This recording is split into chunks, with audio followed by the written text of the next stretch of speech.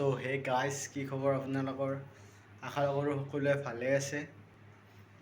আজি আৰু নতুন এটা ভিডিঅ' বনালোঁ। মানে আজি কলেজৰ পৰা ফুৰিব গৈছিলোঁ, যোৱাতে মানে এটা ধুনীয়া পৰিৱেশ দেখিলোঁ।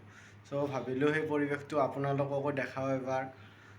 সেইকাৰণে ভিডিঅ'টো বনালোঁ আৰু আশা কৰোঁ সকলোৱে ভিডিঅ'টো চাই ভাল পাব।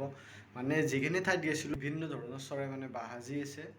চ' আহক সেইখিনি আপোনালোকক দেখাওঁ। ভিডিঅ'টো বেছি দীঘল নকৰোঁ বাৰু, আহক আৰম্ভ কৰোঁ ভিডিঅ'টো।